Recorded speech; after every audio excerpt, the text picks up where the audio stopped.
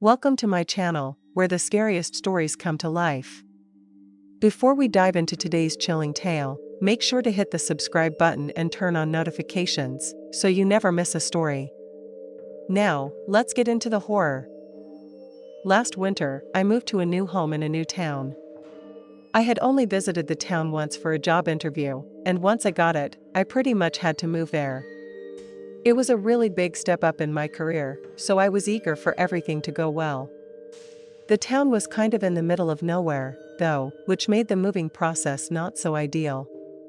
I had to find a home for rent online and go through the process that way. I know it's not the best approach, but I thought it would be okay since I'd only be renting for a year and could always find somewhere else afterward. On December 1st, I packed up everything in my truck and made the drive. I only stopped to fill up the tank along the way, but even then, I didn't make it into town until 9. Like I said, I had been here before when I did the job interview, but I had never seen the town at night. It was kind of eerie, as the street lights were very dim and most of the stores were closed, so all the lights were out. I wasn't used to these smaller towns, so this was very different for me. There wasn't anyone driving around either. It almost felt like I was driving through a ghost town. Another 5 minutes later, I pulled into the neighborhood and up to my new house. It was very small and was in a row next to other similar houses. I parked in the driveway and got my air mattress out, then headed inside. I had sold basically everything before the move, planning to buy new stuff once I got there, so I knew I'd be stuck with an empty home for a while. Inside, the place was about what I expected. It was old and outdated. The wooden floorboards creaked with every step, and the house had a musty smell to it. The layout was simple. It was one floor with a kitchen and living room and one long hallway leading to the 2 bedrooms. After quickly looking around, I turned the lights back off and went into the master bedroom, tossing the air mattress down and turning on the pump to get it full. I sat on the floor, tired from the long drive and the stress of moving, but as I was sitting there, I heard a creak from the other side of the house. It was just one small creak, but it was very distinct, sounding exactly like one of the floorboards. My initial thought was that it might be a raccoon or something that had taken up shelter in the empty home. So I got up and went down the hallway toward the living room. I didn't even bother walking to the front of the room to turn the lights back on. I just glanced around. The room was just as empty as it was before. I didn't see any signs of anything. I figured it was nothing. Maybe being tired and stressed made me overthink it. After all, this was a new home, so I wasn't familiar with any of the sounds it might make. I went back to the bedroom. The mattress was full now, so I tossed a blanket on it and lay down. Tomorrow I had a lot to do, so I wanted to get as much sleep as I could. Despite the not-so-great setup, I passed out pretty soon after laying down. When I woke up, I remember opening my eyes and seeing absolute darkness. It looked like I still had my eyes closed. That's how dark it was. I knew it was sometime in the middle of the night, so I closed my eyes again to try and fall back asleep. Then I heard something from just in front of me. It was one of the floorboards creaking. My eyes shot open again, and I quickly sat up. I stared ahead at where I heard the sound, but I still couldn't make anything out. I sat there motionless. It was so quiet I could hear my heart beating as I felt a disturbing sense around me. Then there was another creak. It was further to the left of where the last one was. In my head, I started to panic. Part of me didn't even think this was real, like maybe I was still half asleep or something. Before I could shake the feeling, there were 4 consecutive creaks, each sounding further toward the back of the room. Then there was a moment where I felt like I could see the slightest shade of something in the dark before the bedroom door swung open. The moonlight shining into the hallway immediately illuminated a man as he moved from my bedroom into the hallway. I heard him sprinting to the other side of the house as I got up and rushed to turn on the lights. By then, the front door was wide open. From the glimpse of him that I got, he looked around 40 years old with worn clothes and boots. That was about all I could see. I got my phone and keys, then got in my truck and drove away as I called the local police station. From everything I told them, they seemed to think it was someone living in the house while it was unoccupied, but there's really no way to know for sure what was going on. If that was someone living in the home, it doesn't really explain what they were doing in my room, creeping around while I was asleep. Whatever the case, thankfully the owner let me break the lease and move to a different home. Had I not woken up that night, I don't know what would have happened. I had just graduated college. I didn't have much money, but I was looking for a new job now that I had a degree. In the meantime, one of my college buddies, Aaron, and I decided to rent a house and be roommates. He made a lot more money than I did and planned on staying at the house after I moved out, once I found a better job. The place was actually pretty cheap, only a couple hundred more than some of the nearby apartments, so split between the two of us, it was definitely doable. The move-in went well. We each took a bedroom and went to IKEA to get the extra furniture we needed for the living room. On our first day there, we found a letter taped to the door. It was just a note card placed near the handle that said, "Welcome to the neighborhood." The note itself wasn't too weird, but it had no name, no contact, no anything. Just one handwritten line. It almost looked sarcastic. A few days passed as we got settled in. Our vacation time from work ended, and we had to return to our regular routines. I was working at a pizza shop at the time, just something to keep me going while I looked for better opportunities.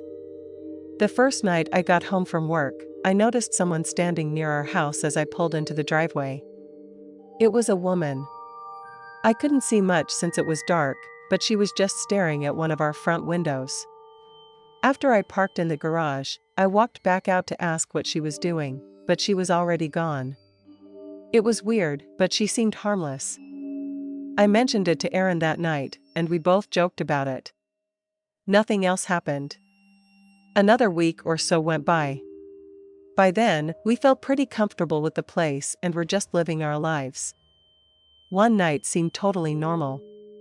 I had work until 10, and Aaron was supposed to get off at 8. After my shift ended, I drove home. But during the drive, I got a strange gut feeling. I couldn't explain it, something just felt off. Then I pulled up to the house. The front door was wide open, but all the lights were off. I immediately knew something was wrong, especially since Aaron was supposed to be home. I parked and walked up to the door. "Aaron?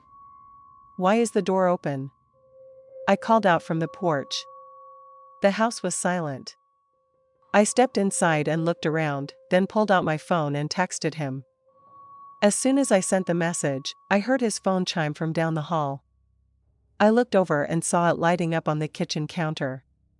Now I was seriously concerned. There was no way he went anywhere without his phone, and he definitely wouldn't have left the door wide open. Aaron was always very particular about locking up the place. Not knowing what else to do, I decided to check his room first to see if there were any signs of what happened. I walked up the stairs and into his room. The door was open. At first, everything looked normal and quiet, until I heard a voice behind me. I turned and saw Aaron peeking out through a crack in the closet door. Before I could say anything, he asked, "Did you see someone?" I said no, confused, but his face told me this was very real. He immediately told me to call 911. I didn't ask questions. I just did what he said. We stayed quiet while I was on the phone, hiding in his room until the officers arrived. The moment they entered the house, we heard footsteps sprinting through the downstairs. The cops caught them before they could get away. It was a woman. Her eyes were restless, and she was full of rage. Afterward, Aaron told me what happened. He had gotten home from work, tossed his stuff in the kitchen, and went upstairs to change. While he was up there, he heard a loud crash by the front door, followed by footsteps walking through the house. He had no idea who it was or how many people there were. Without his phone, he thought whoever broke in might just rob the downstairs and leave. But strangely, at some point, they turned off all the lights, then went to the back of the house and stopped moving. Aaron hid in the closet, waiting there in complete silence for over an hour and a half, until I finally got home. It's believed that Aaron must have arrived home just minutes before the woman broke in, and she likely didn't know he was upstairs. Clearly, she wasn't there to steal anything. She had been waiting for one of us to walk down that hallway. Had either of us done that, who knows what would have happened. That night still scares the hell out of us. Of course, we didn't renew the lease.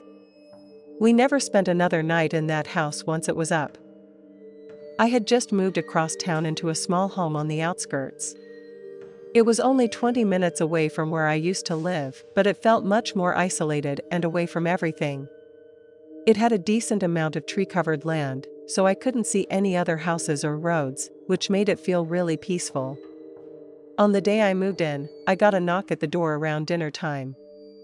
It was an older man, maybe in his 50s, with long gray hair and sunken eyes.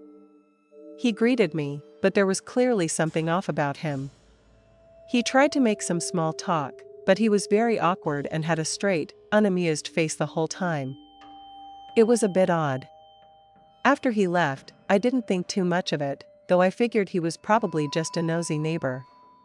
The following day, while I was unpacking, there was another knock at the door. It was him again.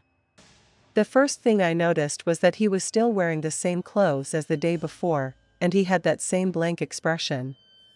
He asked how everything was coming along, but strangely, during our conversation, it felt like he didn't actually have any reason to talk to me. It was like he was dragging the conversation on for no reason. I had to abruptly end it after a few minutes because he just wouldn't go away. I told him to have a good night and closed the door on him. It was getting kind of creepy at this point. I mean, I guess it would have been different if he were a talkative and outgoing person who just wanted to meet his new neighbor, but he wasn't like that at all. He seemed like he didn't even want to talk and was just forcing himself to. I went back to unpacking, trying to forget about it, but then he knocked on the door again. This time, it wasn't a friendly knock. It was loud and demanding. I looked down the hallway and saw a shadow behind the curtain covering the window on the door. Just leave. I'm sorry, but I have a lot to do tonight, I said, trying to keep my cool but clearly showing some frustration. He didn't move. He waited a few more seconds, then knocked again. At that point, I was extremely irritated and marched over to the door, prepared to yell at him. I swung the door open, and the man was standing much closer, only about a foot away from me. His eyes were dead, and his whole face and body were tense. It looked like he was contemplating doing something.